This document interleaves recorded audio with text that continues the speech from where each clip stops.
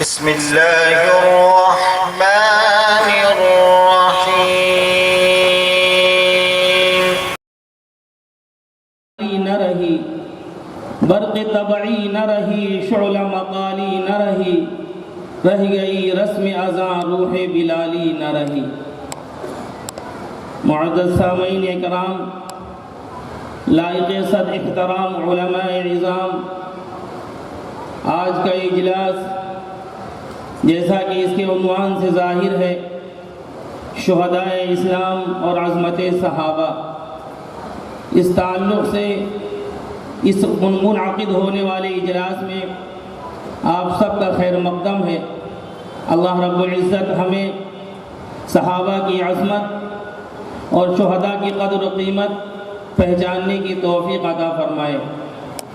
جیسا کہ ناظم جلسہ مولانا ساجد صاحب نے ابتدا میں ہی مقصد بیان فرما دیا تھا کہ آج کا یہ جو اجلاس ایک مدرسے کا جلسہ ہے، لیکن جو یہ علماء عناوین طے کیے گئے ہیں، اس کا ایک مقصد ہے۔ وہ مقصد یہ ہے، یہ ماہ محرم جو گزر رہا ہے، اس ماہ مبارک کے اندر ہمارے درمیان بڑی بے اعتدالیاں ہیں، اور اس ماہ محرم کے تعلق سے ہماری بڑی غلط فہمیاں ہیں، اور جن غلط فہمیوں میں پڑھ کر ہم اس مہینے کی عظمت کو بھی پامال کرتے ہیں، اور جہالت کی بنیاد پر اور نادانی کی بنیاد پر عظمت صحابہ پر بھی حرف آتا ہے۔ ہماری زبانوں سے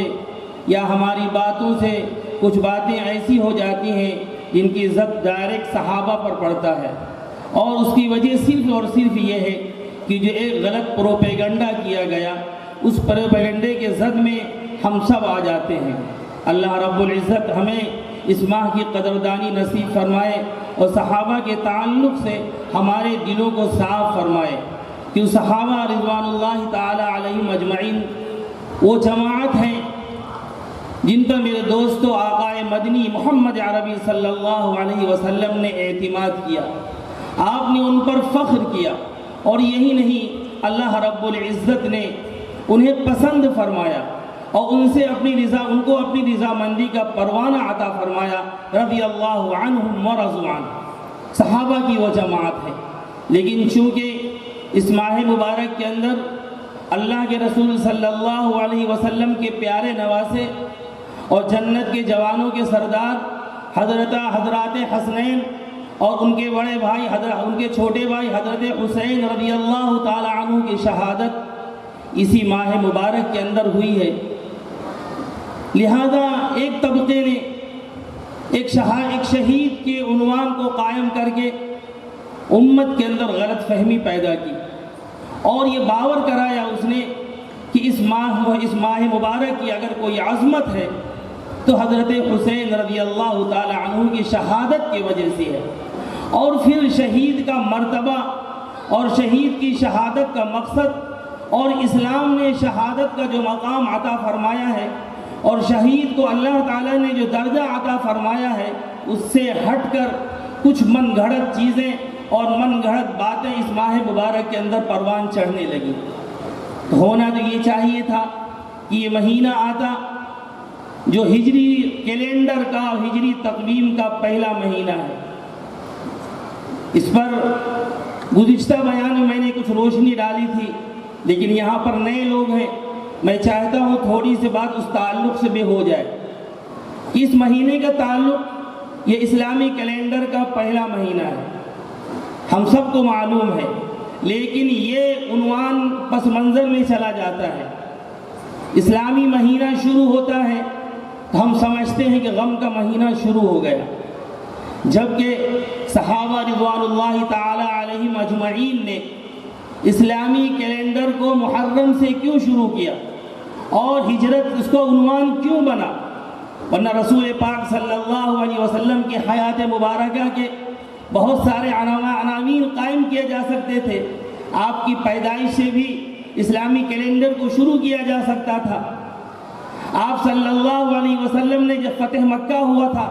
آپ کی زندگی میں اس سے بھی اسلامی کیلنڈر کو شروع کیا جا سکتا تھا، جیسا کہ صحابہ کے شورا میں یہ باتیں آئیں دور فاروقی کے اندر جب مسلمانوں کو محسوس ہوا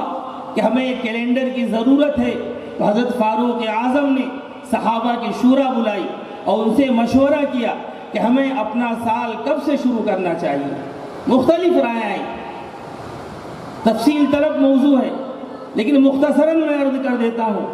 کہ حضرت علی رضی اللہ تعالی عنہ نے یہ بات کہی کہ مسلمانوں کو اللہ کے رسول صلی اللہ علیہ وسلم نے جب ہجرت کی تھی تب سے اپنی تقویم کو شروع کرنا چاہیے اور اس کو اختیار کرنا چاہیے۔ کیا وجہ ہے؟ ہجرت تو بڑی پریشانی کے عالم میں ہوئی تھی، مسلمان بہت تھوڑے تھے، مظلوم تھے، کمزور تھے، چھپتے چھپاتے مکہ مکرمہ سے نکل کر مدینہ پاک میں آئے تھے۔ خود اللہ کے رسول صلی اللہ علیہ وسلم نے ہجرت فرمائی تو چھپ کر فرمائی، اپنے بستر پر حضرت علی کو لٹایا، حضرت صدیق اکبر کو ساتھ لیا، ایک جو ہے گائیڈ کو لیا جو راستوں کا ماہر تھا اس کو لیا، پھر آپ نکلے اور پھر ایک لمبی داستان ہے مہاجرین کی زندگیوں کی، ان کی ہجرت کی۔ یہ اس عنوان کو کیوں اختیار کیا؟ تو میرے دوستو، مقصد یہ تھا کہ یہ امت کبھی اپنے ابتدائی مرحلے کو نہ بھولے۔ اللہ کے رسول صلی اللہ علیہ وسلم نے اس دین کے خاطر جو قربانیاں دی ہیں، یہ قربانیاں اس کے نگاہوں کے سامنے سے کبھی اوجھل نہ ہو۔ صحابہ اکرام رضوان اللہ تعالی علیہم اجمعین نے اس دین کے خاطر اپنا خون پسینہ جس طرح سے کیا ہے، اپنے جان کی، اپنے مال کی، اپنی اولاد کی، اپنے وطن کی، اپنے کاروبار کی اور اپنے متاع حیات کی جس طرح کی قربانی دی ہے، امت کی نگاہوں سے کبھی اوجھل نہ ہو۔ جب نیا سال شروع ہو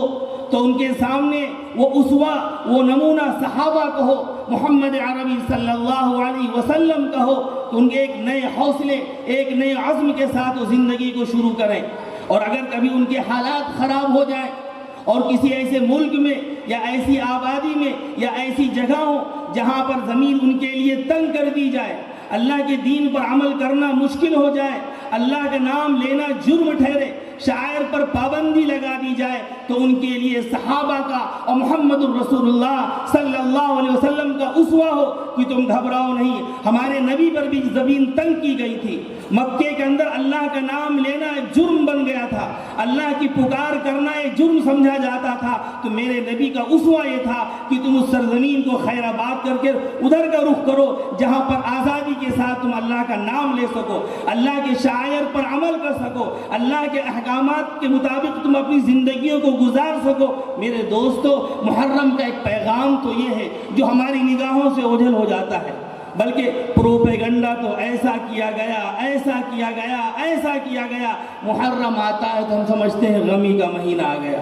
ہماری خوشیوں پر پابندی لگ گئی، ہم سمجھتے ہیں حضرت حسین شہید ہو گئے تھے لہذا پوری امت کو غم میں ڈوب جانا چاہیے تھا۔ میرے دوستو، کبھی دل میں یہ خیال نہ آئے کہ ہم یا ہمارے ساتھی جو یہ بات کہہ رہے ہیں اس سے کسی طریقے سے حضرت حسین کی تنقیص مقصود ہے، نعوذ باللہ من ذالک۔ ہزار بار میرے دوستو ہمارے دل اس سے دور ہیں، ہمارے وہم و گمان میں بھی نہیں ہے کہ نواسے رسول کی جو شہادت اور ان کی جو قربانی ہے میرے دوستو، یہ عظیم قربانی ہے۔ یقیناً ان کی شہادت تاریخ اسلام کا ایک عظیم الشان واقعہ ہے، اور ان کی جو مظلومانہ شہادت ہوئی ہے میرے دوستو، تاریخ اسلام کا وہ بالکل جو ہے سیاہ باب ہے کہ ان کے ساتھ جو رویہ اپنایا گیا، اہل بیت کے ساتھ جو سلوک کیا گیا اور جس طرح مظلومیت کے ساتھ انہیں شہید کیا گیا اور ان کے ساتھ جو رویہ اپنایا گیا، ہم اس کی مذمت کرتے ہیں۔ اور میرے دوستو، ان کی شہادت میں جو لوگ شریک رہے ہیں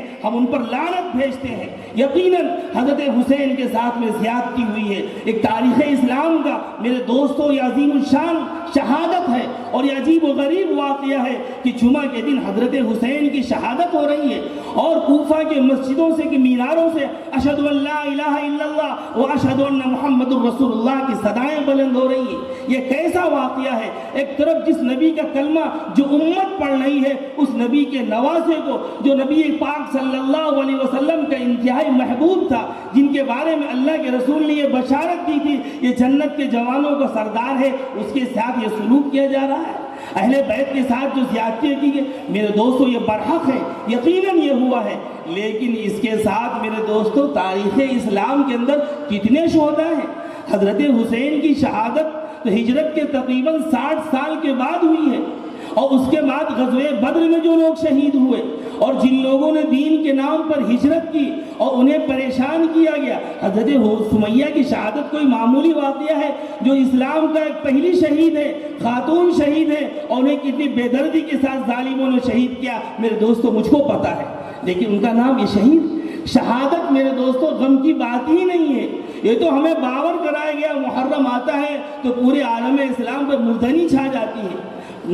دوسری قوموں کا نیا سال شروع ہوتا ہے، ایک نئے عزم و نئے حوصلے کے ساتھ اس سال کی شروعات کرتے ہیں، اور ہمارے پاس تو میرے دوستو جو ابدی پیغام ہے، دوسروں کے لیے پیغام ہے، ہمارے پاس دوسروں کے لیے بلکہ اگر کہا جائے مردوں کے لیے زندگی کا پیغام ہے، اس پیغام کو ہم بھول جاتے ہیں۔ اللہ تعالیٰ نے تو خود شہید کو زندہ کہا ہے، جیسا ہمارے قاری صاحب نے جو آیتیں تلاوت کی ہیں، اگر آپ قرآن کو سمجھ رہے ہوتے، آپ پڑھتے میرے دوستو جو رکوع انہوں نے پڑھا ہے ایسا ولولہ انگیز، اور شہید کا جو مقام اللہ تعالیٰ نے قرآن پاک کے اندر بتلایا ہے کہ شہید کا کیا درجہ ہے، فرمایا شہید کو تو مردہ بھی مت سمجھو، اسے مردہ کہو بھی مت، وہ تو زندہ ہے، اللہ کے یہاں سے انہیں روزی دی جاتی ہے، اللہ کے یہاں ان کا بلند مقام ہے۔ صحابہ اکرام شہادت کی آرزویں تمنائیں لیے میرے دوستو کتنے اس دنیا سے چلے گئے، اور ہر امتی میرے دوستو شہادت کی تمنا کرتا ہے۔ خود آقائے مدنی محمد عربی صلی اللہ علیہ وسلم نے، بخاری کی روایت ہے کہ آپ نے شہادت کی تمنا کی کہ میرا دل چاہتا ہے مجھے اللہ کے راستے میں مارا جائے اور پھر زندہ کیا جائے، پھر مارا جائے، پھر زندہ کیا جائے، پھر مارا جائے، پھر زندہ کیا جائے۔ یہ شہید کا مقام ہے۔ تو میرے دوستو شہادت رونے کی چیز نہیں، شہادت غم کی چیز نہیں ہے، یہ دو باتیں ہمیں سمجھنی ہیں۔ ایک تو شہادت ایک بلند مقام ہے میرے دوستو، شہادت ہی کا وہ مقام و مرتبہ ہے، اور شہادت ہی کا وہ شوق تھا میرے دوستو جس نے اسلام کی جڑوں کو سیراب کیا، جس نے اسلام کو مضبوطی عطا کی۔ صحابہ اکرام نے کبھی تعداد کو نہیں دیکھا، کبھی دشمن کی جو ہے تعداد پر وہ نہیں گئے، جیسا کہ میں نے عرض کیا تھا کہ حضرت جعفر رضی اللہ تعالیٰ عنہ موتا میں جب تشریف لے گئے، دشمن کی 1,00,000 فوج تھی اور مسلمانوں کے 3,000 کا لشکر ہے، کوئی تناسب تھا میرے دونوں دوستوں میں، لیکن مسلمان کبھی اس کو نہیں دیکھتا کہ ہمارے سامنے کتنے لوگ ہیں، کیسے لوگ ہیں۔ خود غزوہ بدر کے اندر مسلمانوں کی تعداد کیا تھی اور کفار کی کیا تھی، وہ تو ان کو شہادت چاہیے تھا، شہادت کو پانے کے لیے وہ اللہ کے راہ میں بڑی سے بڑی قربانی دینے کے لیے تیار ہو جاتے ہیں۔ تو میں عرض کر رہا تھا کہ میرے دوستو ماہ محرم عظمتوں والا مہینہ ہے، اس کی عظمت تو یہ ہے کہ اللہ کے رسول صلی اللہ علیہ وسلم کی بعثت سے پہلے دور جاہلیت میں جب نبوت کی روشنی نہیں آئی تھی تب بھی محرم کو جو ہے قابل احترام سمجھا جاتا تھا۔ قرآن کی آیتیں نازل ہوئی ہیں، قرآن کی آیتیں میرے دوستو شاہد ہیں اس ماہ مبارک کی عظمت کے بارے میں۔ اللہ تعالیٰ نے جو 4 حرمت والے مہینے بیان فرمائے ہیں میرے دوستو اس میں سے ایک محرم بھی ہے، یہ تو حرمت والا مہینہ ہے۔ آقائے مدنی اس دن جو ہے محرم کے اندر عاشورہ کا روزہ رکھا کرتے تھے، اور علماء فرماتے ہیں اور روایتیں شاہد ہیں کہ رمضان المبارک کے روزے سے پہلے تو عاشورہ کا روزہ فرض تھا، یہودی بھی اس دن روزہ رکھتے تھے۔ تاریخ اسلام کے بڑے عظیم الشان واقعات محرم کے دن جو ہے میرے دوستو رونما ہوئے ہیں، اور قیامت بھی انشاءاللہ محرم کی دن آئے گی۔ تو محرم کی عظمت اور فضیلت تو پہلے سے ہے، بلکہ اللہ تعالیٰ نے جب سے زمین و آسمان کو پیدا کیا جب سے ہے۔ ان عدت الشہور عند اللہ 12 شہرا فی خلق السماوات والارض، کہ اللہ تعالیٰ نے جب سے روئے زمین کو پیدا کیا ہے تب سے اس مہینے کی عظمت ہے۔ تو میرے دوستو یہ ماہ مبارک پہلے سے عظیم ہے، اور حضرت حسین کی شہادت بھی اس ماہ مبارک کے اندر ہوئی۔ اللہ انہیں ایک بلند مقام عطا فرماتے تھے، اس لیے عظمت والے مہینے میں میرے دوستو ان کی شہادت ہوئی۔ اور اسی مہینے کی پہلی تاریخ کو خلیفہ دوم حضرت عمر فاروق رضی اللہ تعالی عنہ کی بھی شہادت ہوئی۔ میرے دوستو فاروق اعظم کی شہادت تاریخ اسلام کا بھی ایک بہت بڑا واقعہ ہے۔ وہ فاروق اعظم جن کے ذریعے سے اللہ تعالیٰ نے اس دین کو توانائی بخش دی، اللہ کے رسول صلی اللہ علیہ وسلم نے جن کے لیے دعا فرمائی، اور آپ نے مزید یہ فرمایا اگر میرے بعد نبوت کا دروازہ کھلا ہوتا تو فاروق کو نبوت ملکی، فاروق اعظم نبی بن کر آتے۔ میرے دوستو، ان کی شہادت کیسی عظیم شہادت کہ مدینہ منورہ کے اندر، مسجد نبوی کے اندر، محراب رسول کے اندر اور نماز کے حالت میں میرے دوستو ان کے اوپر جو ہے ابو لولو فیروز مجوسی نے حملہ کیا اور آپ کو اللہ کے بارگاہ میں پہنچا دیا۔ یہ کون فیروز تھا؟ یہ ایک ایرانی مجوسی تھا میرے دوستو، آگ پرست، آتش پرست تھا، جس نے فاروق اعظم رضی اللہ تعالی عنہ کو شہید کیا۔ آپ جب تاریخ اسلام کے اوراق کو پلٹیں گے میرے دوستو، یہ جو بدگمانیاں پھیلائیں اور جن لوگوں نے پروپیگنڈے کیے اور ان پروپیگنڈوں کے ذریعے میں اسلامی تاریخ کو مسخ کیا اور ان حقائق کو چھپایا، میرے دوستو ان کی کارستانیاں آپ کو جگہ جگہ نظر آئیں گی۔ فاروق اعظم کی شہادت میں ان کا ہاتھ، حضرت عثمان کی شہادت میں ان کا ہاتھ، اور عالم اسلام کو کمزور کرنے میں ان کا ہاتھ۔ اور آج بھی میرے دوستو عالم اسلام اگر کرا رہا ہے اور عالم اسلام کی زخموں سے خون بہ رہا ہے، آپ جائیں گے اس کے پس پشت آپ کو یہی نظر آئیں گے۔ لہذا ہمیں ان سازشوں کو سمجھنا ہے جو سازشیں رچی گئی ہیں، اور اسلام کے نام جو ہے چہرے پر ایک بدنما داغ لگا ہے، میرے دوستو اس داغ کو صاف کرنا ہے۔ ہمیں اپنے دل و دماغ کو کھول کر تاریخ اسلام کو پڑھنا چاہیے۔ جو شہداء اسلام اور عظمت صحابہ کے جلسے اسی لیے کیے جاتے ہیں تاکہ ہمارے دل صحابہ کے تعلق سے صاف ہو جائیں۔ میرے دوستو، صحابہ اکرام رضوان اللہ تعالی علیہم اجمعین کی جماعت وہ پاکیزہ جماعت ہے جن پر رسول پاک صلی اللہ علیہ وسلم نے اعتماد کیا، آپ نے بھروسہ کیا اور آپ کے ہر وقت کے ساتھی رہے، چاہے آپ پر تنگی آئی، آپ پر وسعت آئی، آپ پر حالات آئے، کسی حال میں بھی نبی کو انہوں نے چھوڑا نہیں، نبی کے دامن کو اسے وہ وابستہ رہے اور نبی کے ساتھ جڑ کر میرے دوستو انہوں نے بڑی سی بڑی قربانیاں اس دین کے خاطر پیش کی ہیں۔ چونکہ اس ماہ کے اندر صحابہ پر لعن طعن کیا جاتا ہے، ان پر تبرہ کیا جاتا ہے، انہیں گالیاں دی جاتی ہیں، میرے دوستو ان کو برے برے القاب سے یاد کیا جاتا ہے، اور ہمارا نوجوان اور ہمارے لوگ میرے دوستو نادانی میں ان مجلسوں میں شریک ہوتے ہیں، ان مرثیوں کو سنتے ہیں اور ان مرثیوں کو پڑھتے ہیں اور اس پر جو ہے اپنے سینوں کو پیٹتے ہیں۔ میرے دوستو ہمیں صحابہ کے تعلق سے اپنے دلوں کو صاف رکھنا چاہیے، جیسا کہ میں نے حدیث سنائی، اللہ کے رسول صلی اللہ علیہ وسلم نے آگاہ فرمایا ہے، خبردار خبردار، اللہ کے لیے میرے صحابہ کے بارے میں زبانیں دراز کرنے سے اپنے آپ کو بچانا، میرے صحابہ کے بارے میں زبانیں دراز مت کرنا۔ اگر کوئی صحابہ سے محبت کرتا ہے تو میری محبت کی وجہ سے ان سے محبت کرتا ہے، لیکن اگر کسی کے دل میں کینہ ہے، کسی کے دل میں بغض ہے، کسی کے دل میں عداوت ہے، وہ سن لے کہ میری عداوت کی وجہ سے، مجھ سے بغض کی وجہ سے، مجھ سے جلن کی وجہ سے وہ صحابہ سے جلن اور حسد کرتا ہے۔ ہمیں اپنے ایمان کو سلامت رکھنا چاہیے، اپنے ایمان کو سلامتی، ہمارے ایمان کی سلامتی یہ ہے ہم صحابہ کے تعلق سے اپنے دلوں کو صاف رکھیں۔ یہ اجلاس اسی لیے منعقد کیے جاتے ہیں کہ ہمارے دل صحابہ کے تعلق سے صاف ستھرے ہو جائیں۔ میرے دوستو صحابہ رضوان اللہ تعالی علیہم اجمعین اس دین کی بنیادیں ہیں۔ صحابہ سے رسول پاک صلی اللہ علیہ وسلم کی حدیثیں ہم تک پہنچی ہیں۔ اگر کسی روایت کے اندر صحابی نہیں ہے تو میرے دوستو وہ حدیث جو ہے پائے اعتبار کو نہیں پہنچتی ہے، وہ حدیث اعتبار کھو دیتی ہے کہ اس کے اندر صحابی کا تذکرہ نہیں ہے، اس روایت کے اندر صحابی کا نام نہیں ہے۔ اگر آپ قرآن کی تاریخ پڑھیں گے، قرآن جمع کیسے کیا گیا، قرآن لکھا کیسے کیا گیا، اسے صحیفے کی شکل کیسے دی، میرے دوستو تو جگہ جگہ آپ کو صحابہ نظر آئیں گے کہ اللہ کے رسول پر وحی نازل ہوتی، آپ صحابہ کو بلا کر ان کو لکھوا دیتے، صحابہ یاد کر دیتے، ان کو محفوظ کر لیتے، اور جب بعد میں جمع کیا گیا تو ان کے ذریعے سے قرآن جمع کیا گیا۔ اگر ہم کسی صحابی کے بارے میں نعوذ باللہ کہیں یہ ظالم تھے، یہ عادل نہیں تھے اور یہ فائسے تھے اور ایسے تھے، تو میرے دوستو ہمارا قرآن جو ہے میرے دوستو شک میں پڑ جائے، اللہ کے رسول کی احادیثیں شک میں پڑ جائے، ہمارا پورا دین شک کے دائرے میں آ جائے، اور ظالم یہی چاہتے ہیں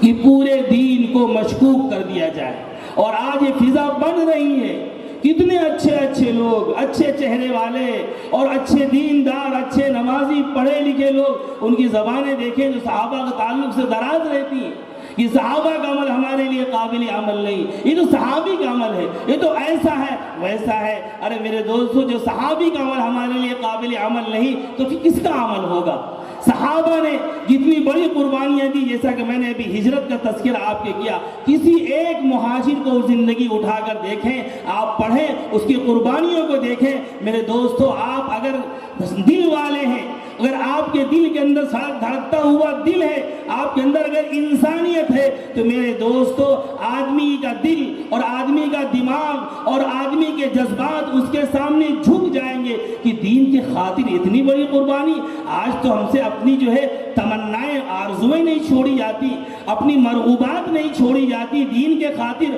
اور ہم اس کی تعویلیں کر لیتے ہیں، دین کو پسے پش ڈال دیتے ہیں۔ لیکن میرے دوستو، یہ صحابہ تھے جنہوں نے رسول پاک صلی اللہ علیہ وسلم کی ایک آواز پر، آپ کی ایک بات پر بڑی سی بڑی تکلیفوں کو جو ہے برداشت کرنا گوارا کر لیا، بھوک کو برداشت کیا، تکلیف کو برداشت کیا، بے وطنی کو برداشت کیا، بیوی بچوں کو چھوڑ دیا۔ صحابہ نے جب ہجرت کی، بار بار ہجرت کا لفظ آتا ہے میرے دوستو، کہنا ہمیں آسان لگتا ہے، سننا آپ کو آسان لگتا ہے، لیکن جب کبھی آپ سفر کرتے ہیں، بیوی بچوں کو چھوڑتے ہیں، اور اس لیے چھوڑتے ہیں کہ ابھی لوٹ کر آئیں گے، واپس آئیں گے، اپنی کیفیت ذرا دیکھیے، کبھی گھر دیکھتے ہیں، کبھی در دیکھتے ہیں، کبھی ادھر دیکھتے ہیں، کبھی ادھر دیکھتے ہیں، کوئی لمحے آدمی کو چین نہیں پڑتا، بچوں کے چہروں کو دیکھتا ہے، اپنے کاروبار کو دیکھتا ہے، اور نہ جانے کیسے کیسے وسوسے آدمی کے دل و دماغ میں آتے ہیں۔ جو ایک ہفتے اور ایک مہینے کے سفر میں جاتا ہے، اس کے یہ جذبات ہوتے ہیں۔ ذرا سوچیں، صحابہ نے جب مکہ مکرمہ کو چھوڑا ہوگا تو ان پر کیا گزری ہوگی؟ وہ مکہ جہاں پر اللہ کا گھر تھا، دور جاہلیت میں بھی میرے دوستو وہ معزز اور مکرم تھا، دور دراز سے لوگ سفر کر کے وہاں آیا کرتے تھے، بڑے جذبات کے ساتھ آیا کرتے تھے، اور مکے کا احترام اس زمانے میں بھی باقی تھا۔ میرے دوستو، یہی بنیاد تھی کہ جب حج کے ایام شروع ہو جاتے تھے تو بڑے بڑے لٹیرے ڈاکو اپنے جو ہے ڈاکہ ڈکیتی کو چھوڑ دیتے تھے، اور لڑاکو اپنی تلواروں کو رکھ دیا کرتے تھے، اب جنگ نہیں ہوگی، اب لڑیں گے نہیں، اب ڈکیتی نہیں کریں گے، کہ حج کے ایام شروع ہو گئے ہیں، حجاج کرام کے قافلے آ جا رہے ہیں، یہ اطمینان کے ساتھ میں گزر جائے، انہیں کوئی ٹچ نہ کرے، انہیں کوئی چھیڑے نہیں۔ کعبے کی محبت ان کے دلوں کے اندر میرے دوستو پلائی ہوئی تھی، اور صرف یہی نہیں، ان کی پشتینی زمینیں وہاں پر تھیں، ان کے گھر تھے۔ میرے دوستو، آدمی سب کچھ چھوڑ دینے کے لیے تیار ہو جاتا ہے، لیکن اپنی زمین چھوڑنے کے لیے تیار نہیں ہوتا ہے۔ آج تو ایک ایک بالش زمین کے لیے مرڈر ہو جاتے ہیں، بھائی بھائی کا خون کر دیتا ہے کہ تھوڑے سی زمین کے لیے اور تھوڑے سے پیسے کے لیے۔ لیکن یہ صحابہ ہی تھے میرے دوستو جنہوں نے پشتینی زمینیں چھوڑ دی، اپنے کاروبار کو چھوڑ دیا، بچوں کو چھوڑ دیا۔ میرے دوستو، کتنے مردوں نے ہجرت کی، ان کی بیویوں نے اسلام قبول نہیں کیا، جن بیویوں کے لیے ہم سب کچھ کر گزرتے ہیں، ماں باپ کو لات مار دیتے ہیں، اللہ کے احکام کو پسے پشت ڈال دیتے ہیں۔ میرے دوستو، ان بیویوں کو صحابہ نے مکے کے اندر چھوڑ کر ہجرت کی، اپنی اولادوں کو چھوڑ کر ہجرت کی۔ میرے دوستو، کوئی چیز ان کے پاؤں کے اندر زنجیر نہیں بن سکی، اللہ کے دین کے خاطر اتنی بڑی قربانی کی میرے دوستو پوری تاریخ کوئی مثال نہیں دے سکتی، جیسا کہ اللہ کے رسول کے اصحاب نے اس دین کے خاطر قربانیاں دی ہیں۔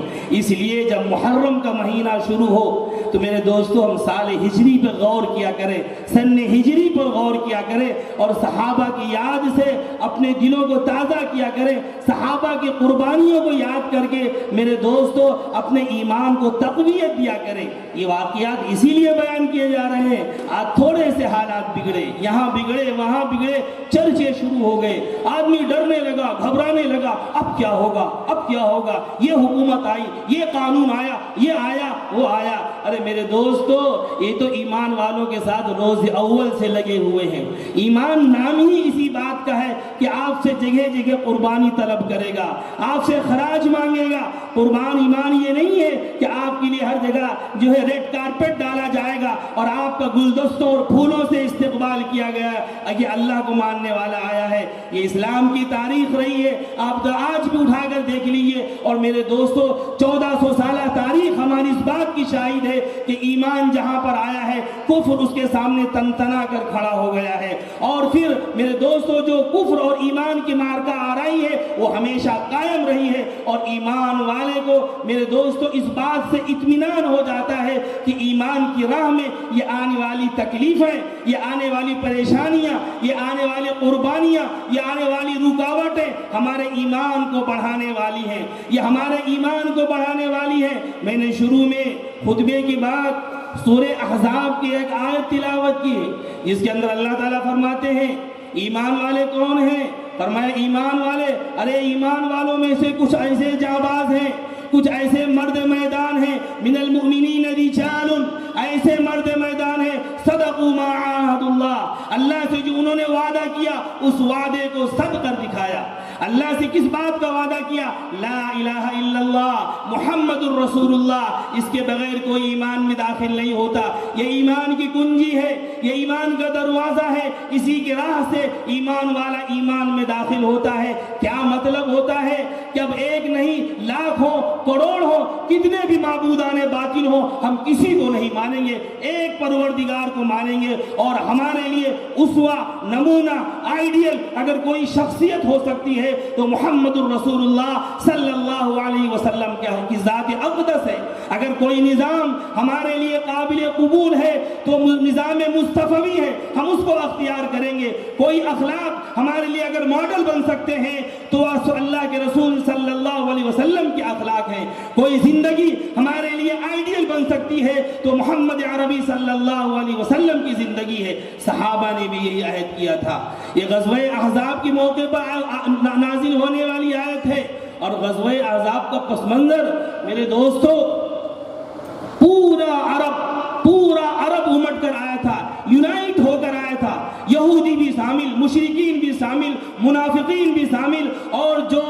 اللہ کے رسول صلی اللہ علیہ وسلم کے حلیف تھے وہ بھی اندر سے شامل۔ پوری قوت ایک مجتمع کر کے آئے تھے کہ اب مدینہ پاک کو ختم کر دینا ہے، اور یہ جماعت جو اٹھی ہے ان کو اس دنیا سے نس نابود کر دینا ہے، اپنے اختلافات کو بھلا کر، اپنے مسائل کو بھول کر، بس ہمارا ایک مشترکہ دشمن ہے، اس کو ختم کر دینا ہے۔ بہت سخت مرحلہ تھا میرے دوستو۔ یہی وجہ تھی جب یہ معرکہ پیش آیا تو اللہ کے رسول نے صحابہ سے مشورہ کیا کیا کرنا ہے، کیا کرنا چاہیے، ان کا مقابلہ کیسے کیا جائے۔ یہ تو بڑی تعداد میں پورے ساز و سامان کے ساتھ آ رہے ہیں اور اسلام کو جو ہے بجھا دینا اور ختم کر دینا چاہتے ہیں۔ میرے دوستو، صحابہ کے مشورے میں مختلف رائے آئیں، لیکن آپ نے حضرت سلمان فارسی کی رائے پر عمل کیا اور ان کا خندق کھدائی جائے، اور اللہ تعالیٰ نے مدینہ پاک کا محل وقوع ایسا بنایا ہے کہ تین طرف سے رکاوٹیں ہیں، ایک ہی طرف سے آنے کا راستہ ہے۔ ایک طرف تو پہاڑ کالے کلوٹے اور پتھریلی زمین میرے دوستو جس پر انسان پیدل بھی نہیں چل سکتا ہے، اور ایک طرف جو ہے باغات، ایسے گھنے باغات جیسا آپ حدیثوں میں سنتے ہیں کہ پرندے بھی اس کے اندر پھنس جایا کرتے تھے تو لشکر اس سے کیا گزرتا۔ لیکن ایک جو خالی جگہ تھی، حضرت سلمان فارسی کے ذریعے سے ان کے مشورے پر عمل کر کے خندق کھودی گئی، وہ تفصیلی واقعہ ہے، لیکن بڑے سخت حالات تھے۔ لیکن میرے دوستو، ان سخت حالات کے اندر خود آپ نے بارہا سنا کہ اللہ کے رسول نے اپنے پیٹ پر پتھر باندھے، صحابہ بھوک کے حالم میں میرے دوستو اس خندق کو کھودا کرتے تھے، اور ان کے لڑنے کی کیا تاب ہوتی، لشکر جرار تھا، لیکن میرے دوستو ان کا ایمان اتنا پختہ تھا اور ان کا ایمان اتنا مضبوط تھا کہ اللہ کے اس دشمن کو بھی دیکھ کر جب انہوں نے دیکھا تو ان کا اللہ کا وعدہ آ گیا، اللہ نے ہم سے لشکروں کا وعدہ کیا تھا، اللہ نے ہم سے فتح کا وعدہ کیا۔ وہ دشمن کی طاقت کو دیکھتے، دشمن کی زیادتی کو دیکھتے اور دشمن کی کثرت کو دیکھتے تو انہیں اللہ یاد آتے۔ تو میرے دوستو، یہ واقعہ اسی لیے بیان کیے جاتے ہیں، دنیا کتنی متحد ہو جائے، یہ کتنی بھی سازشیں کر لیں کرنے دیں، ہماری ضرورت ہے دین، ہماری ضرورت ہے ایمان۔ ایمان ہمارے لیے سب سے ضروری ہے، ہمارے کھانے پینے اور ہماری سانسوں سے زیادہ ہماری ضرورت ایمان ہے۔ ہم اپنے ایمان کا تحفظ کریں، اور ہمارے لیے آئیڈیل اور ہمارے لیے اسوہ ان صحابہ کی جماعت ہے کہ ہم ان کو اپنا نمونہ بنائیں۔ دیکھیں کہ ہجرت کے موقع پر کیسے سخت حالات تھے کہ اللہ کے رسول صلی اللہ علیہ وسلم، میرے دوستو، جو اللہ کا محبوب ہے، جو تمام انبیاء کے سردار ہیں، جس کے صدقے میں اللہ تعالیٰ نے کائنات کو وجود بخشا ہے، لیکن کیسے بے سر و سامانی کے عالم میں کیسے چھپتے چھپاتے مدینے پاک سے نکلا ہے، اور اللہ نے جگہ جگہ ان کی خبرگیری فرمائی ہے، اور اللہ نے ان کی حفاظت فرمائی ہے۔ کتنے صحابہ ہیں میرے دوستوں، ان کے واقعات آپ سنتے ہیں۔ پوری زندگی کی کمائی جب ہجرت کرنے لگے، حضرت صہیب جانے لگے تو انہوں نے کہا جا تو رہے ہو جاؤ، لیکن یہ مال دولت تم نے مکے میں رہ کے کمایا ہے، یہ پراپرٹی تم نے یہاں بنائی ہے، اس کو لے کر نہیں جا سکتے، ان سب کو چھوڑ کر تمہیں جانا پڑے گا، ورنہ تم کو یہیں رہنا پڑے گا۔ میرے دوستو آسان نہیں تھا، ہمارا بیان کر دینا بہت آسان ہے، آپ کا سن لینا بہت آسان ہے، ذرا دل پہ ہاتھ رکھ کے دیکھو۔ آج جب مسئلہ آتا ہے وراثت کا کہ بہن کو حق دینا ہے، بھائی کو حق دینا ہے، جو بڑا بھائی سب پر قابض ہے اس سے ذرا پوچھو دین کے ساتھ کیا سلوک کرتا ہے، اللہ کے احکام کے ساتھ کیا سلوک کرتا ہے۔ دینا ہے سگے بھائی کو، دینا ہے سگی بہن کو، لیکن میرے دوستو سب ہڑپ کر جاتا ہے، ڈکار بھی نہیں لیتا ہے۔ یہ ہمارا معاملہ سلوک ہے دین کے ساتھ میں، یہ ہمارا معاملہ ہے دین کے ساتھ میں۔ صحابہ نے کیا کہا، حضرت صہیب نے کیا کہا، سب رکھ لو، پھوٹی کوڑی نہیں چاہیے لیکن دین نہیں چھوڑ سکتے۔ اور ہم کہتے ہیں دین جاتا ہے جائے، پراپرٹی نہیں جانے دیں گے، یہ کارخانہ ہم نہیں چھوڑ سکتے، بڑی محنت ہم نے اس پر کی ہے، ابا کے بعد سب سے زیادہ ہماری محنت اس میں لگی ہے۔ بہنوں کو تو بیچاریوں کو کون پوچھے، کون ان کو دے، وہ بیچاری بول بھی نہیں سکتی ہیں، کہہ بھی نہیں سکتی ہیں، اگر بول دے تو بھیا ناراض، بھابھی ناراض، اس چوکھٹ پہ آنا مشکل ہو جائے گا، لہذا وہ خوب ان کے آنسو پی جاتی ہیں۔ ہم کہتی میری بہن بڑی اچھی ہے، کبھی باپ کی جو ہے جاگیر میں ہم سے وصیت نہیں مانگی، بڑی اچھی بہن ہے۔ میرے دوستو کبھی اس کے دل سے پوچھتے، کبھی اس کے دل کو قریت کر دیکھتے، کتنا غم اور کیا جذبات رہے ہوں گے، کیسے اس نے قربان کیا ہوگا جو حق شریعت نے اسے عطا فرمایا ہے، ہم آپ ڈکار نہیں لیتے ہیں۔ اللہ ہماری حفاظت فرمائے۔ تو میرے دوستو صحابہ کی زندگیوں سے ہم روشنی اختیار کریں۔ صحابہ کی زندگیاں ہمارے لیے مینار نور ہیں، جہاں پر جب بھی تاریکی آئے گی اور مسلمان اپنے آپ کو بے دست و پا سمجھنے لگے گا اور لگے گا آگے کے راستے سب بند ہو چکے ہیں، اب جو ہے راستہ نظر نہیں آتا ہے، میرے دوستو صحابہ کی زندگیاں اسے راستہ دکھلائیں گی، صحابہ کی زندگیاں اسے حقیقت کا پتہ دیں گی، اللہ تک اسے پہنچائیں گی۔ اس لیے میرے دوستو ہجرت کا واقعہ اسی لیے بیان کیا جاتا ہے، صحابہ کی قربانیوں کا تذکرہ اسی لیے کیا جاتا ہے، شہداء کی زندگی اسی لیے بیان کی جاتی ہے، کیسی کیسی قربانیاں انہوں نے اس دین کے خاطر دی ہے، ہم آپ تصور نہیں کر سکتے۔ حضرت عثمان غنی رضی اللہ تعالی کون ہیں، کب ایمان لائے؟ میرے دوستو بنی امیہ جو ایک بڑا خاندان ہے مکے کا، اپنے زمانے میں دور جاہلیت میں بھی یہ بڑا معزز خاندان سمجھا جاتا تھا۔ بنو ہاشم اور بنو امیہ ان دونوں کے اندر آپس میں مقابلے رہتے تھے اور ہمیشہ دشمنیاں باقی رہتی تھی۔ اس خاندان سے تعلق ہے حضرت عثمان رضی اللہ تعالیٰ عنہ کا۔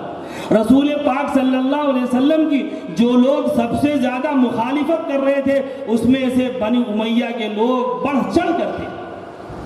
عقبہ بن معیط، ابو سفیان، یہ بڑے بڑے چودھری تھے بنی امیہ کے، جو رسول پاک صلی اللہ علیہ وسلم کی جگہ جگہ قدم قدم پر مخالفت کر رہے تھے۔ ان کو معلوم تھا حق وہی ہے جو آقا مدنی محمد عربی صلی اللہ علیہ وسلم فرما رہے ہیں، لیکن کہتے تھے اگر ہم ان کو نبی مان لیں گے تو بنو ہاشم کا مرتبہ بنو امیہ سے بڑھ جائے گا۔ ایک دن حضرت ابوبکر صدیق رضی اللہ تعالیٰ عنہ کے پاس تھے حضرت عثمان، اور صدیق اکبر نے ان کو اسلام کی دعوت دی۔ چونکہ بچپن ہی سے وہ بڑے شریف النفس اور فطرت پر تھے، انہوں نے صدیق اکبر کی بات ان کو اپیل کی گئی، انہوں نے کہا مجھ کو آقا مدنی کے پاس لے کے چلو، میں اسلام کا کلمہ پڑھنا چاہتا ہوں۔ ابھی دونوں کی گفتگو ہو رہی تھی کہ اللہ کے رسول صلی اللہ علیہ وسلم تشریف لے آئے اور آپ نے حضرت عثمان کو جنت کی بشارت دی۔ میرے دوستو، حضرت عثمان نے اسی وقت اللہ کے رسول صلی اللہ علیہ وسلم کے ہاتھوں پہ کلمہ پڑھ لیا، جبکہ خاندانی رقابتیں ہیں، خاندان میں بڑی دشمنیاں ہیں۔ یہ اپنے قبیلے کے معزز آدمی ہے، جس وقت ایمان لائے اس وقت بھی ان کی عمر 35-36 سال کی عمر رہی ہوگی میرے دوستو، لیکن ایمان لانے کے بعد بھی ان کو سزائیں دی گئیں۔ ایک معزز آدمی کو ذلیل اور رسوا کیا گیا، خاندان کے لوگوں نے مارا کہ تو محمد کا کلمہ پڑھو گے اور ان کے ساتھ جاؤ گے اور ان کے ساتھ رہو گے، لیکن میرے دوستو انہوں نے اللہ کے رسول صلی اللہ علیہ وسلم کا جو کلمہ پڑھا تھا، نہ خاندان کے ڈر سے، نہ جسداری کے چلی جانے کے ڈر سے، نہ پریشانی کے ڈر سے، نہ مال و دولت کے ضائع ہو جانے کے ڈر سے اللہ کے رسول کے اس کلمے کو نہیں چھوڑا، تکلیفیں برداشت کرتے رہے۔ جب یہ چیزیں بڑھتی چلی گئیں تو اللہ کے رسول صلی اللہ علیہ وسلم کی ایک صاحبزادی حضرت رقیہ، جنہوں نے اس کا نکاح اپنے چچیرے بھائی ابو لہب کے بیٹے عتبہ کے ساتھ میں کیا تھا۔ ابو لہب نے کہا میرا بھتیجا میری بات نہیں مانتا، ایک نئی دعوت شروع کر چکا ہے، لہذا اس کو سزا دینا ہے، تم اس کو طلاق دے دو۔ زبردستی رسول پاک صلی اللہ علیہ وسلم کی صاحبزادی کا طلاق جو ہے عتبہ کے ذریعے سے دلایا گیا۔ اللہ کے رسول صلی اللہ علیہ وسلم کے دل پر کیا گزری ہوگی؟ بیٹیوں والے میرے دوستو ہم سب ہیں، ہماری بھی بہنیں ہیں، ہماری بھی مائیں ہیں، طلاق ہوتی ہے اس خاندان کے اوپر کیا گزرتی ہے۔ اللہ کے رسول صلی اللہ علیہ وسلم کا دل جو جانوروں کے لیے بھی تڑپ جایا کرتا تھا، اللہ کے مخلوق کو پریشانی میں نہیں دیکھ سکتے، اپنی بیٹی کی اس غم کو کیسے برداشت کیا ہوگا؟ پھر آپ نے حضرت اپنی اسی صاحبزادی کا نکاح حضرت عثمان رضی اللہ تعالی عنہ سے کر دیا۔ مکے کے اندر جب مزید تکلیفیں بڑھی تو حضرت عثمان نے اللہ کے رسول سے مشورہ کیا کہ ہمیں یہاں سے کہیں چلے جانا چاہیے۔ اللہ کے رسول نے رہنمائی فرمائی کہ حبشہ چلے جاؤ، وہاں کا بادشاہ بڑا عادل ہے، انصاف پسند ہے، وہ تمہیں تکلیف نہیں دے گا۔ حضرت عثمان اپنی اہلیہ کو لے کر مکے کو چھوڑ کر میرے دوستو حبشہ چلے گئے۔ اللہ کے رسول نے فرمایا ان عثمان اول من ہاجر باہلی، کہ حضرت عثمان وہ پہلے شخص ہیں جنہوں نے اپنی بیوی کے ساتھ اس دین کے خاطر ہجرت کی اور اپنے گھر کو، اپنے خاندان کو، اپنی دولت کو سب چھوڑ کر میرے دوستو اس دین کے خاطر حبشہ چلے، کئی سال تک وہاں رہے۔ پھر کچھ لوگوں کو معلوم پڑا کہ مکے کے حالات درست ہو گئے ہیں، پھر حضرت عثمان 4-5 سال کے بعد واپس چلے آئے مکہ۔ جب معلوم پڑا یہاں کے حالات تو مزید بدتر ہیں، پہلے سے زیادہ خطرناک ہو گئے ہیں، کچھ صحابہ تو لوٹ گئے لیکن حضرت عثمان نہیں لوٹے، بولے اب یہیں رہنا ہے، نہیں جانا ہے۔ جب عمومی ہجرت ہو گئی تو حضرت عثمان اپنی اہلیہ کے ساتھ جو ہے مدینہ پاک ہجرت کر کے چلے گئے اور وہاں پر رہنے لگے۔ اللہ کے رسول صلی اللہ علیہ وسلم میرے دوستو جب آپ نے دوبارہ جو ہے عمرہ کرنے کی نیت سے آپ تشریف لائے اور کفار مکہ نے کہا کہ ہم انہیں عمرہ کرنے نہیں دیں گے، یہ بات مشہور کر دی، یہ لڑنے اور جھگڑنے کے لیے آئے ہیں، انہوں نے جنگ کی تیاری شروع کر دی۔ اللہ کے رسول صلی اللہ علیہ وسلم نے حضرت عثمان کو اپنا سفیر بنا کر، اپنا نمائندہ بنا کر مکے کے سرداروں کے پاس بھیجا، اور ایک حکمت یہ بھی تھی کہ ان کا خاندان مکے میں بڑا ہے، کوئی دوسرا جائے ہو سکتا ہے اس کو یہ تکلیف پہنچا دے، عثمان کا خاندان وہاں موجود ہے، وہ لوگ کچھ اس کی رعایت کریں گے، اس لیے اللہ کے رسول نے حضرت عثمان کے ذریعے کہلایا کہ بتلا دو ہم جنگ کرنے کے لیے نہیں آئے ہیں، ہم تو صرف عمرہ کرنے کے لیے آئے ہیں، عمرہ کر کے ہم واپس چلے جائیں گے۔ مکے کے لوگوں نے حضرت عثمان کو روک لیا اور ان کے اوپر جو ہے پہرا بٹھا دیا، سیکورٹی لگا دی، یہاں سے جانے نہ پائیں۔ 2-3 دن گزر گئے، صحابہ تشویش میں مبتلا ہو گئے اور یہ افواہ پھیل گئی کہ حضرت عثمان کو شہید کر دیا گیا۔ میرے دوستو اللہ کے رسول کو بہت رنج ہوا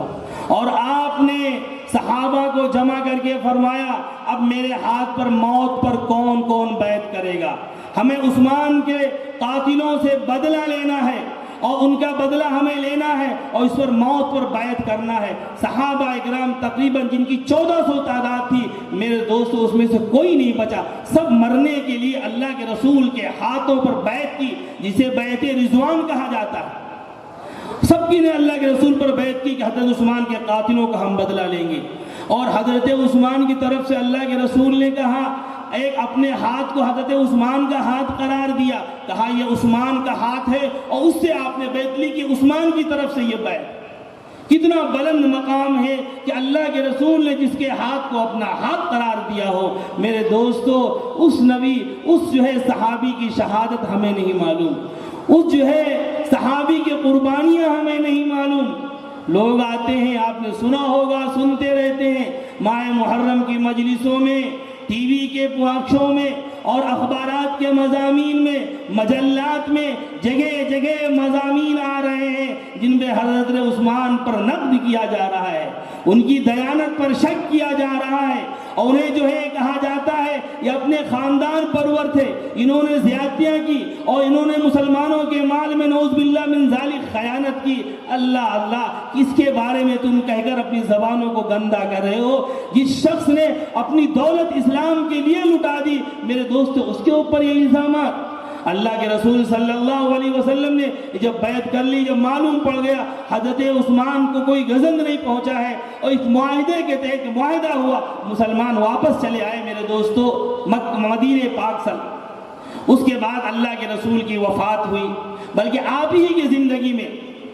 جب جو ہے جیش الاسرہ کے موقع پر اللہ کے رسول نے رومیوں سے لڑنے کے لیے ایک لشکر تیار کیا، ایک بڑا لشکر، اور وہ وقت مسلمانوں پر بڑی تنگی کا تھا، بڑی پریشانی کا تھا، مسلمان بہت پریشان حال تھے، لیکن رومیوں کے مقابلے میں اللہ کے رسول نے ایک لشکر تیار کیا۔ ابن سعد کے مطابق، روایت کے مطابق تقریباً 40,000 کا وہ لشکر تھا، 30,000 پیادے اور 10,000 سوار تھے۔ اس لشکر کو اللہ کے رسول نے تیار کیا۔ اب لشکر کی تیاری کوئی معمولی بات تھی، ان کی کفالت اور ان کے جنگی ساز و سامان اور ان کے راستے کا خرچ ایک بڑا خرچ تھا، ایک بڑا اخراجات تھے، لاکھوں کا صرفہ تھا۔ اللہ کے رسول نے چندے کا اعلان کیا، صحابہ کو ترغیب دلائی، کون اس میں بڑھ چڑھ کر حصہ لے گا؟ میرے دوستو، حضرت عثمان نے کہا 1/3 لشکر کی ذمہ داری میں لیتا ہوں۔ 1/3 تقریباً 12,500 لوگوں کی ذمہ داری آپ نے قبول کی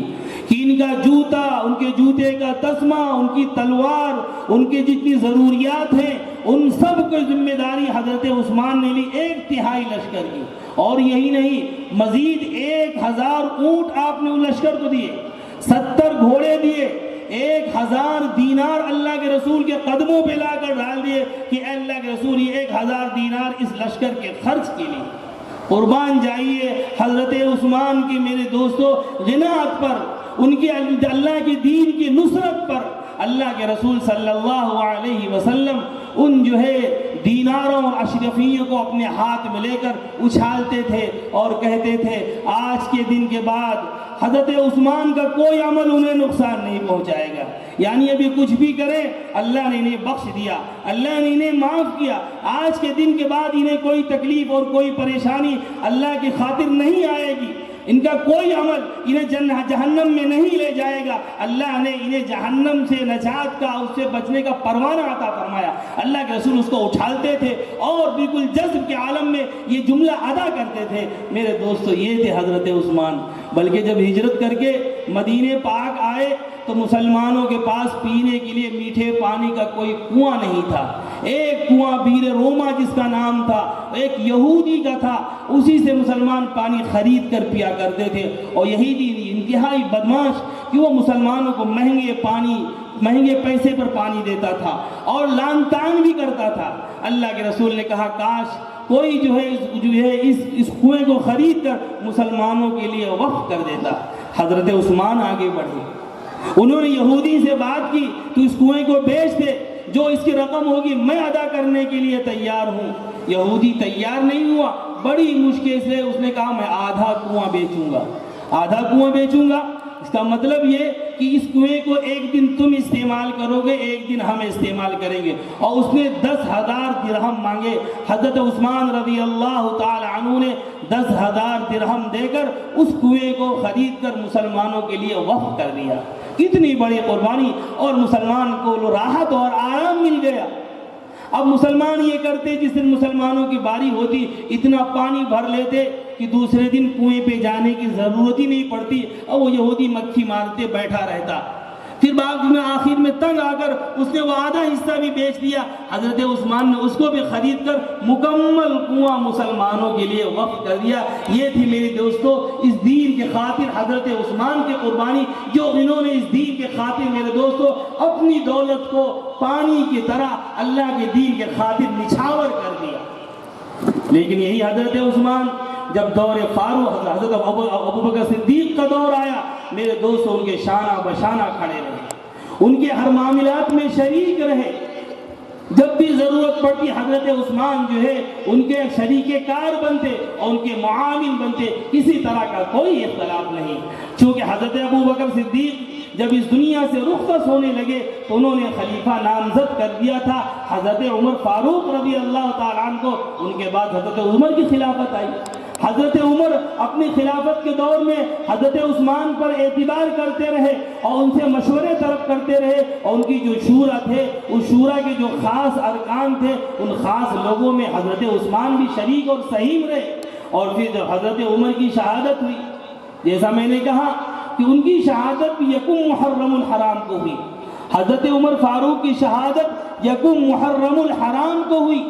اور اس یکم محرم الحرام کو میرے دوستو ہم غم کا دن بناتے ہیں. ان سبائیوں نے اور جن ایرانیوں نے جنہوں نے اسلام کے چہرے کو داغدار کیا ہے، فاروق اعظم کی شہادت میں ان کا پورا ہاتھ تھا، یہودیوں کا اور ایرانی مجوسیوں کا. یہ ہمیشہ سے میرے دوستو فاروق اعظم کی فتوحات اور ایران فتح ہو گیا، یہ کبھی ان سے ہضم نہیں ہو سکا کہ ہم پر جو ہے اسلامی حکومت قائم ہو اور ہم اس مسلمانوں کے ماتحت رہیں. یہ مل کر سازشیں کرتے رہے. ابو لولو ایران سے آیا، غلام بن کر یہاں فروخت ہوا، اور پھر جو ہے اس نے یہاں پر سازشیں کی اور زہر میں بچھے ہوئے جو ہے خنجر سے اس نے حضرت عمر کو شہید کر دیا. یہ ایک سازش تھی میرے دوستو. اس سے پردے علماء آپ کے سامنے گاہے بگاہے اس سازش سے اٹھاتے رہیں گے ہمارے سامنے. جب پورا پس منظر پوری تاریخ اسلام میرے دوستو ہمارے نگاہوں کے سامنے ہوگی، حضرت ابوبکر صدیق رضی اللہ تعالیٰ عنہ کے خلافت سے لے کر دور فاروقی کے اندر جو حادثات پیش آئے، اور پھر حضرت عثمان غنی رضی اللہ تعالیٰ عنہ کو جس مظلومیت کے ساتھ میں اور جس پریشانی کے عالم میں انہیں شہید کیا گیا، اور اس کے بعد حضرت علی کے ساتھ میں ان کا جو رویہ رہا، ان کی سازشیں اور ان کی جو ہے غلط بیانیاں اور ان کے پروپیگنڈے اگر ہماری نگاہوں کے سامنے ہوں گے تو میرے دوستو ہم جو ہے صحیح جو ہے تناظر میں حضرت حسین رضی اللہ تعالی عنہ کی شہادت کے فلسفے کو اور ان کی شہادت کے پس منظر کو سمجھ سکیں گے کہ یہ سبائی اور یہ سبائی ٹولہ، یہ ایرانی میرے دوستو جن کی جو ہے تاریخ پوری ظلم اور قساوت کی رہی ہے، جنہوں نے ہمیشہ اسلام کے شبیہ کو بگاڑنے کا کام کیا ہے، ان کی تاریخ آپ کی نگاہوں کے سامنے رہے گی تو آپ کو لگے گا کہ حضرت حسین کے پیچھے کون لوگ تھے، حضرت علی کی شہادت کے پیچھے کون لوگ تھے، اور مسلمانوں کے درمیان جو آپس میں انتشار ہوا اس کے پیچھے کون لوگ تھے. تو میں بتا رہا تھا کہ حضرت عثمان کا یہ مقام اور حضرت عثمان کی یہ قربانیاں جو انہوں نے اس دین کے خاطر دی ہیں، لیکن میرے دوستو انہیں کتنی مظلومیت کے ساتھ شہید کیا گیا ہے آپ کو بتائیں. مدینہ پاک کا محاصرہ کر لیا گیا اور حضرت عثمان غنی رضی اللہ تعالی عنہ پر مسجد نبوی کے دروازے بند کر دیے گئے. جس مسجد نبوی کی توسیع میں حضرت عثمان نے اپنے ذاتی سرمایہ لگایا تھا، مسجد تنگ ہو گئی تھی، اس کی آپ نے توسیع کی تھی. جس بیر روما کو خرید کر حضرت عثمان نے مسلمانوں کے لیے وقف کر دیا تھا، اس کا پانی حضرت عثمان پر بند کر دیا گیا. مسجد نبوی کے دروازے بند، بیر روما کا پانی آپ پر بند، کھانا پانی آپ کو بند کر دیا گیا. لیکن میرے دوستو حضرت عثمان غنی رضی اللہ تعالی عنہ نے کبھی اس بات کو برداشت نہیں کیا کہ حرم نبوی کے اندر کسی طرح کا انتشار ہو اور یہاں کا تقدس پامال ہو. آپ نے ہمیشہ جو ہے اس بات کا خیال لگا رکھا، لیکن ان ظالموں نے حضرت عثمان کو مظلومیت کے ساتھ میرے دوستوں شہید کر دیا گیا۔ جب شہید کیا گیا تو ایسا مدینہ پاک کے اندر ایسا تفرقہ اور ایسا میرے دوستوں انہوں نے حالات بگاڑ دیے تھے اور ایسی سنگینی کا ماحول پیدا کر دیا تھا کہ 2 دن تک حضرت عثمان کی لاش بے گور و کفن پڑی رہی۔ مسلمانوں کا اتنا بڑا خلیفہ جس کی حکومت میرے دوستوں الجزائر و مراکش سے لے کر کابل تک تھی، اس کے نماز جنازہ پڑھنے والے صرف 17 لوگ تھے۔ رات کی تاریکی میں چند لوگ ان کو لے جا کر قبر کے اندر لٹا دیتے ہیں اور انہیں دفن کر کے آ جاتے ہیں۔ میرے دوستو یہ داماد رسول کا حال تھا، جبکہ حضرت عثمان نے ان کے سامنے اپنی ان قربانیوں کا تذکرہ کیا کہ مجھے کیوں مارنا چاہتے ہو، میں نے کیا غلطی کی ہے۔ لیکن میرے دوستو ان سبائیوں نے اور ان ایرانیوں نے ان کی کسی بات کو مانا نہیں اور اس نبی کے داماد کو اور اس جو ہے خلیفہ ثالث کو مظلومیت کے ساتھ انہوں نے شہید کر دیا۔ اس لیے میرے دوستو ہمارے نگاہوں کے سامنے صحابہ کی قربانیاں، ہمارے نگاہوں کے سامنے ہجرت کا واقعہ اور مسلمانوں نے ہجرت کے لیے جو قربانی دی ہے، اگر نگاہ کے سامنے رہے گا تو پھر یہ دنیا کے حالات جو ہمیں نظر آتے ہیں یہ ہمیں ہیچ نظر آئیں گے۔ مسلمان نہ حالات سے پریشان ہوگا نہ اس سے کبھی گھبرائے گا، اللہ کی مدد اور اللہ کی نصرت اس کے ساتھ رہے گی۔ لہذا ہم اپنے دلوں کو صحابہ کے تعلق سے صاف رکھیں اور ان کی امانت، ان کی دیانت، ان کی عدالت پر بھروسہ کریں اور اللہ ان کے اپنے لیے اسوہ اور نمونہ اور ان کو اپنا آئیڈیل سمجھیں۔ میرے دوستو صحابہ کی زندگیاں ہمارے لیے روشنی کا مینار ہے، جیسا کہ اللہ کے رسول نے فرمایا اصحابی کا نجوم، میرے صحابہ ستاروں کو مانند ہیں، بِأَيِّهِمْ اِقْتَدَيْتُمْ، تم جس کے راستے پہ چلو گے تمہیں راستہ مل جائے گا، تمہیں روشنی مل جائے گی اور تم اس روشنی کے سارے منزل مقصود تک پہنچ جاؤ گے۔ اللہ تعالی ہم سب کو صحابہ کی قربانیوں کو یاد رکھنے اور اسلام کے تعلق سے جو غلط فہمیاں ہیں ان غلط فہمیوں کو سمجھنے کی توفیق عطا فرمائے اور محرم الحرام کی عظمت کا خیال کرنے اور اس کے تقدس کو سمجھنے کی توفیق عطا فرمائے۔ وآخر دعوانا ان الحمد للہ رب العالمین۔